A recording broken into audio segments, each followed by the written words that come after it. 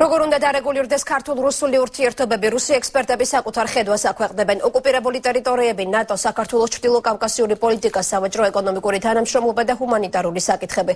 ეს არის კვლევის ძირითადი მიმართულებები. მოხსენება თბილისში უკვე შეაფასეს ზედაპირულ კვლევად.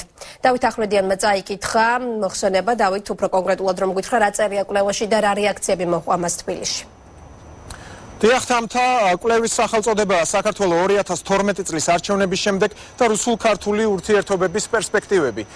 ეს კვლევა წარმოადგენს რუსეთის მოსკოვის საერთაშორისო ურთიერთობათა სახელმწიფო ინსტიტუტის მეცნიერ თანამშრომლებმა, პოლიტოლოგებმა ნიკოლაი სილაევმა და ანდრეი სუშენცოვმა კვლევის განხილვისას საკმაოდ მწვავე დისკუსია გაიმართა, რომელსაც ესწრებოდნენ ძირითადად ქართველი ექსპერტები.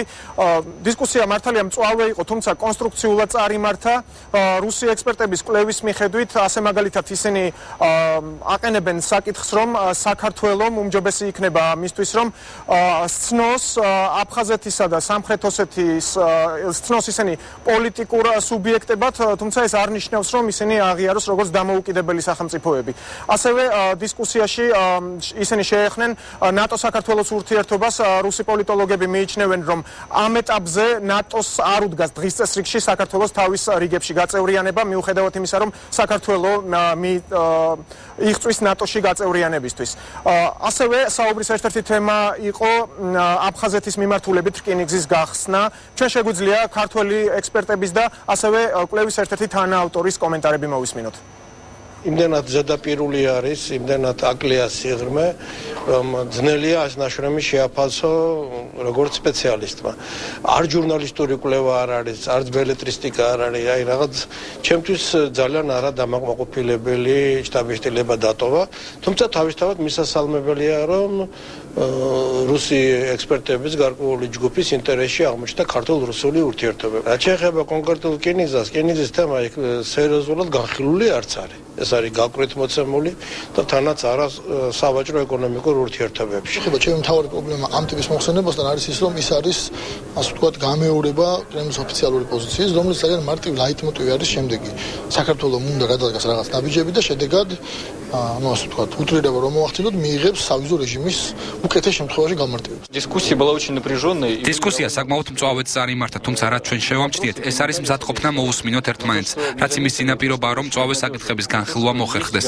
ვიმედოვნებთ, რომ ასეთი შეხვედრების სისტემატურ ხასიათს მიიღებს.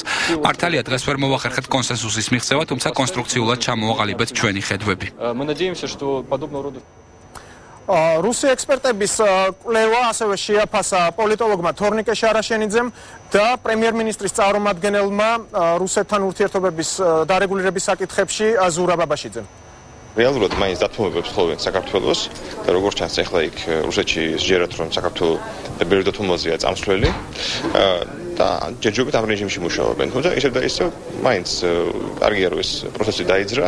იმედია რომ ეს ყველაფერი მიიღოს უფრო ინტენსიური ხასიათს და ბუნებრივია რომ ჩვენი პოზიციას დავაფიქსირებთ. ახლა ესეთი ინტელექტუალური ვარჯიში და ინტელექტუალური პოტენციალის გამოყენება აი იმ პოლიტიკურ დიალოგსაც წაადგება, რაზეც ასე ვთქვათ, უკვე პოლიტიკოსები და დიპლომატები მუშაობენ. ხედველობაში მაქვს აი ოფიციალური ფორმატი ჩვენი დიალოგის. ასე რომ მივესალმები ამ ექსპერტების შეხვედრას, ძალიან საინტერესო იყო, ძალიან კარგია რომ ექსპერტები ფიქრობენ, მსჯელობენ, არის კრიტიკული შენიშვნები, რაც უფრო მეტი ხალხი, რაც უფრო მეტი იქნება ჩართულობა ექსპერტების აი ამ პროცესში, მით უკეთესი.